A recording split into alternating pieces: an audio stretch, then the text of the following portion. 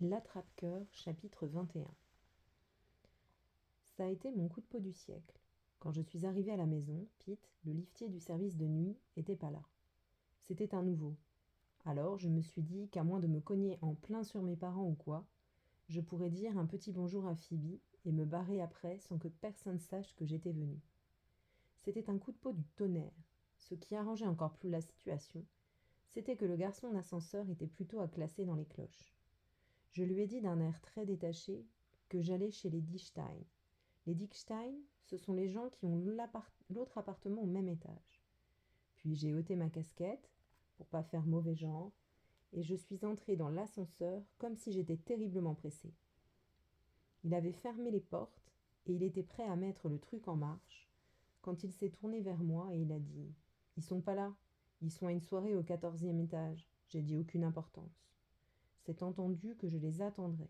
Je suis leur neveu. Il m'a jeté un coup d'œil soupçonneux. Tu ferais mieux de les attendre dans le hall, mon gars. J'ai dit, je voudrais bien, sincèrement. Et j'ai une jambe esquintée. Faut que je la maintienne dans une certaine position. Je crois qu'il est préférable que j'aille m'asseoir sur la banquette du palier. Il suivait pas ce que je racontais. Il a seulement dit oh, et on est monté. Bien joué, waouh! C'est marrant, suffit de s'arranger pour que quelqu'un pige rien à ce qu'on dit et on obtient pratiquement tout ce qu'on veut. Je suis sortie à notre étage, en boitant comme un malheureux, et je me suis dirigée à côté des Dickstein.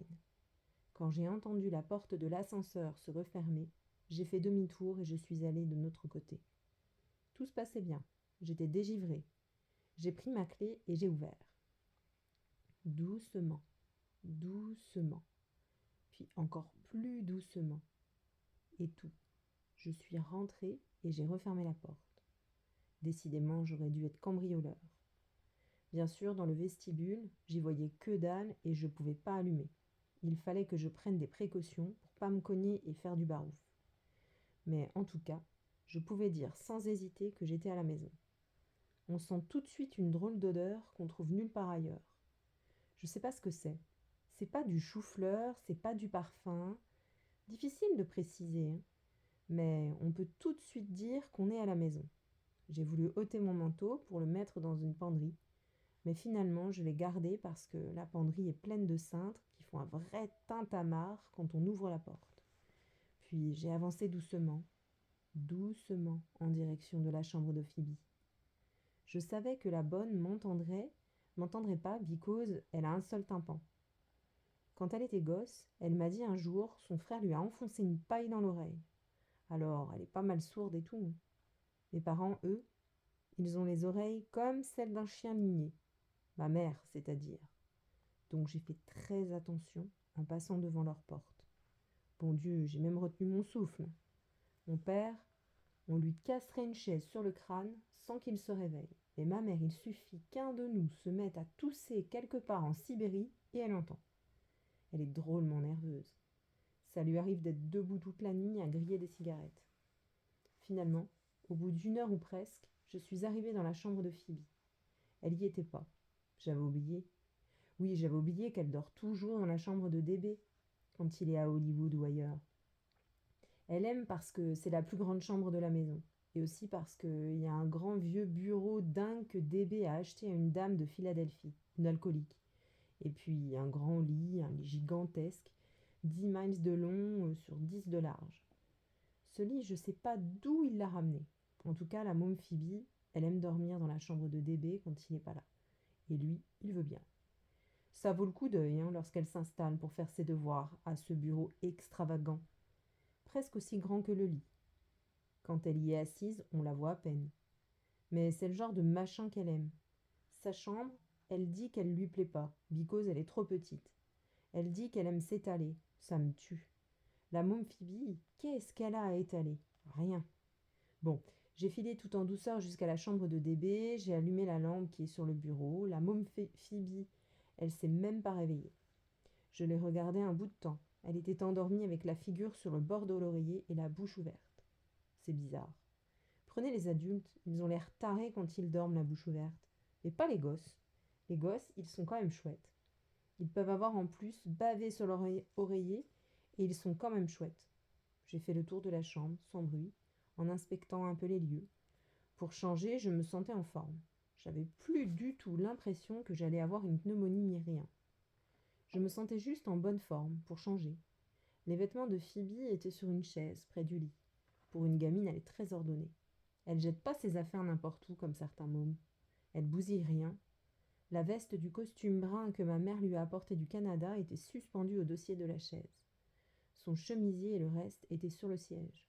Ses chaussures et ses chaussettes sur le plancher, bien alignées. Les chaussures, je les avais jamais vues. C'étaient des chaussures basses, marron, genre sport, un peu comme les miennes, et qui allaient bougrement bien avec le costume que ma mère lui avait acheté au Canada. Ma mère s'y connaît pour l'habiller, sans blague.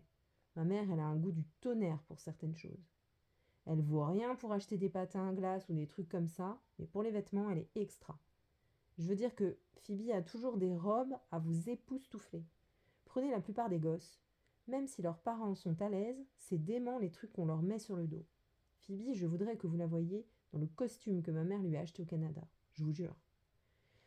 Je me suis assis au bureau du père DB et j'ai jeté un coup d'œil à ce qu'il y avait dessus. C'était principalement les affaires de Phoebe, ses affaires d'école, surtout des livres. Le premier de la pile, c'était l'arithmétique sans larmes. Je l'ai ouvert et à la première page, et voilà ce qu'il y avait. Phoebe Weatherfield Caulfield, 7B1. Ça m'a tué. Son deuxième prénom, c'est Joséphine, bon Dieu. Pas Weatherfield, mais Joséphine. Elle l'aime pas. Chaque fois que je la vois, elle s'est trouvée un nouveau prénom. Le livre en dessous de l'arithmétique, c'était une géographie, et le livre encore en dessous, un manuel d'orthographe. Elle est très bonne en orthographe. Elle est très bonne en tout, mais elle est encore meilleure en orthographe. Et puis, sous le manuel, il y avait un tas de carnets. Des carnets, elle en a dans les 5000. On n'a jamais vu une môme avec autant de carnets.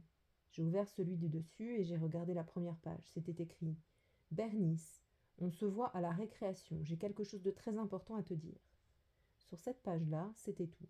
Sur la suivante, il y avait « Pourquoi trouve-t-on tellement de fabriques de conserves dans le sud-est de l'Alaska ? Parce qu'il y a tellement de saumon.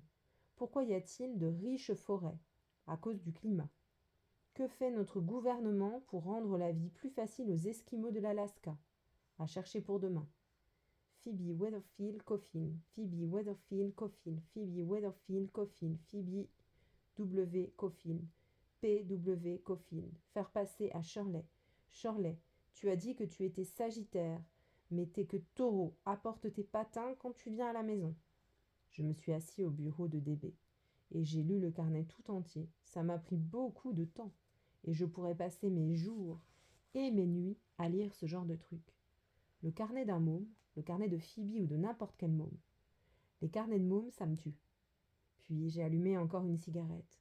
C'était ma dernière. Je devais bien en avoir fumé ce jour-là 3 cartouches de 10 paquets. Finalement, j'ai réveillé Phoebe. J'allais pas rester assis à ce bureau jusqu'à la fin de mes jours. D'autant que j'avais peur que les parents me tombent dessus, et avant je voulais au moins dire bonsoir à Phoebe. Aussi, je l'ai réveillée. Elle se réveille très facilement. Il n'y a pas à crier ni rien. Pratiquement, suffit de s'asseoir au bord de son lit, de dire « Réveille-toi Phoebe » et toc, elle se réveille. Elle a dit tout de suite « Holden » en jetant ses bras autour de mon cou. Elle est très affectueuse. Je veux dire, pour une gamine, elle est très affectueuse.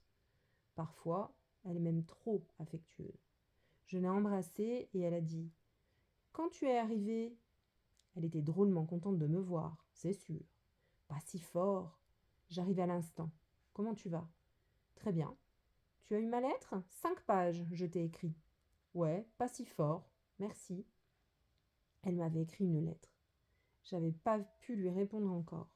C'était au sujet de cette pièce de théâtre où elle avait un rôle à l'école. Elle me disait de ne pas prendre de rencard ni rien pour le vendredi parce qu'il fallait que je vienne la voir. J'ai demandé « Comment ça marche la pièce ? Tu m'as dit que c'était quoi le titre ? » « A Christmas Pageant for Americans. » C'est moche, mais je suis Benedict Arnold. J'ai pratiquement le plus grand rôle. Wow, pour être réveillée, elle l'était à présent. Elle s'excite beaucoup quand elle raconte des trucs. Ça commence quand je suis en train de mourir, la veille de Noël. Il y a un fantôme qui arrive et qui me demande si j'ai pas honte et tout. Tu sais, d'avoir trahi mon pays, tout ça. Tu viendras ? Elle était assise toute droite dans son lit. C'est ce que je t'ai mis dans ma lettre. Tu viens ? Bien sûr que je viens. Certainement que je viens. Elle a dit, papa peut pas venir. Faut qu'il aille en Californie, il prend l'avion. Ouah, je vous le dis, sûre qu'elle était bien réveillée.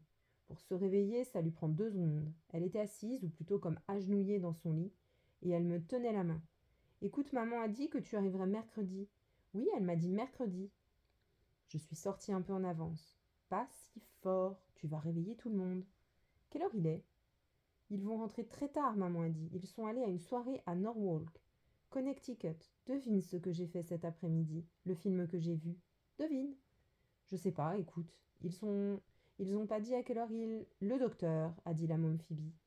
C'est un film spécial qu'il passait à la Fondation Lister. Il le passait uniquement aujourd'hui. Aujourd'hui, c'était le seul jour.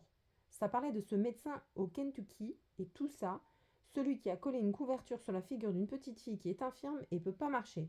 Alors, ils l'ont mis en prison. C'était formidable. Écoute-moi une minute. Ils n'ont pas dit à quelle heure il. Le docteur, il a pitié. C'est pourquoi il lui fourre une couverture sur la figure et il l'étouffe. Alors on l'envoie en prison pour la vie, mais cette petite fille qui a eu la couverture sur la tête et vient tout le temps lui rendre visite et le remercier pour ce qu'il a fait, bah c'était par charité. Mais il sait bien qu'il mérite d'aller en prison parce qu'un médecin n'a pas le droit de toucher à l'œuvre de Dieu. C'est la mère de cette fille de ma classe, Miss Hornborg, qui nous a emmenés.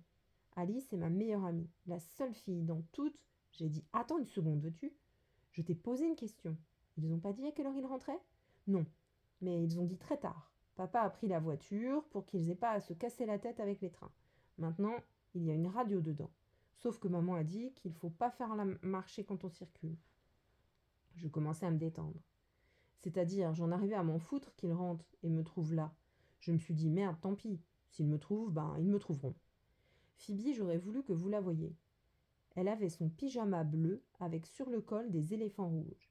Les éléphants, ça lui allait vachement bien. J'ai dit, donc c'était un bon film, hein ? Super, sauf qu'Alice avait un rhume et sa mère arrêtait pas de lui demander si elle se sentait fiévreuse. En plein milieu du film, toujours à un moment très important, sa mère se penchait au-dessus de moi et demandait à Alice si elle se sentait pas fiévreuse. Ça me tapait sur les nerfs.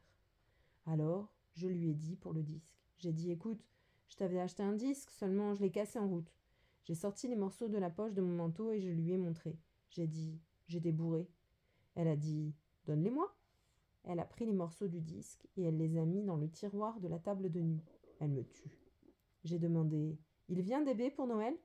Maman a dit, peut-être, ou peut-être pas, ça dépend. Il sera peut-être obligé de rester à Hollywood et d'écrire un film sur Annapolis. Annapolis, bon Dieu. C'est une histoire d'amour. Devine qui va être dedans, quel acteur. Devine. J'ai dit, ça m'intéresse pas. Annapolis, bordel. Qu'est-ce qu'il sait d'Annapolis, DB ? Bordel. Quel rapport avec le genre d'histoire qu'il écrit ? Ouah, son ciné, ça me rend dingue, ce foutu Hollywood. J'ai demandé, qu'est-ce que tu t'es fait au bras ? J'avais remarqué qu'elle avait un grand morceau de sparadrap. J'avais remarqué pour la raison que son pyjama a des manches courtes. Elle a dit, c'est un garçon de ma classe qui m'a poussé. Curtis Wentrobe, dans le parc, quand je descendais les marches. Tu veux voir ? Elle commença déjà à décoller la saleté de sparadrap. Laisse, pourquoi il t'a poussé en bas des marches ? Je sais pas. Je crois qu'il me déteste. Il a dit la môme Phoebe. Cette autre fille et moi, Selma Atterbury, on a mis de l'encre et des saletés partout sur son anorak. C'est pas gentil. Qu'est-ce que tu es ? Encore un bébé ? Non, mais tout le temps dans le parc, il me suit. Partout, tout le temps, il me suit. Ça m'agace. Sans doute qu'il t'aime bien. C'est pas une raison pour mettre de l'encre sur. Elle a dit, je veux pas qu'il m'aime bien. Puis elle a dit, Holden, pourquoi c'est pas mercredi que t'es rentrée ? Quoi ? Avec la gamine, il faut toujours prendre garde. Wow, si vous trouvez pas qu'elle est futée, c'est que vous êtes pas normal. Elle a répété, pourquoi c'est pas mercredi que t'es rentrée ? Eh, t'aurais pas été renvoyée ? Je t'ai dit, ils nous ont libérés plus tôt, ils ont. T'as été renvoyée, c'est bien ça, a crié Phoebe. Puis, elle m'a frappé la jambe d'un coup de poing. Quand elle veut, elle s'y connaît pour serrer les poings. T'es renvoyée, Holden ! Elle avait sa main sur sa bouche et tout. Il y a des moments où elle se met dans tous ses états, hein, je vous jure. Qui a dit que j'étais renvoyée ? Personne n'a dit que t'es renvoyée, t'es renvoyée. Et elle m'a encore frappé avec son poing. Il faudrait pas croire que c'était particulièrement doux. Elle a dit, papa va te tuer. Et puis, elle s'est laissée retomber et elle s'est fourré l'oreiller sur la figure. Elle fait ça très souvent. Parfois, elle est vraiment barjot. J'ai dit: arrête, veux-tu? Personne va me tuer, personne va même. Allons, Phoebe, monte ta bouille, personne va me tuer. Mais elle gardait l'oreiller sur sa figure. Quand elle s'obstine, on ne peut rien en tirer. Tout ce qu'elle faisait, c'était répéter: papa va te tuer. Et à cause de l'oreiller, on la comprenait à peine. J'ai dit: personne va me tuer, réfléchis un peu. Et d'abord, je m'en vais. Après, on verra bien. Je pourrais chercher un job dans un ranch ou quoi, pour quelque temps. Je connais un type dont le grand-père a un ranch au Colorado. Peut-être que là-bas, il y aura un job pour moi. J'ai dit: je te donnerai de mes nouvelles et tout, quand je serai partie, si je pars. Allons, enlève ça. Hé, Phoebe, allons, s'il te plaît. Mais elle gardait l'oreiller sur sa figure. J'ai tiré, mais elle est drôlement costaud. On se fatigue à lutter avec elle. Wow, si elle veut garder l'oreiller sur sa figure, qu'elle le garde. Phoebe, je t'en prie, allons, montre-toi. J'arrêtais pas de lui dire: allons, hé, Weatherfield, montre-toi. Elle voulait pas. Parfois, il n'y a pas moyen de la raisonner. Finalement, je me suis levée. Je suis allée dans la salle du séjour et j'ai pris quelques cigarettes dans la boîte sur la table. J'étais rétamée.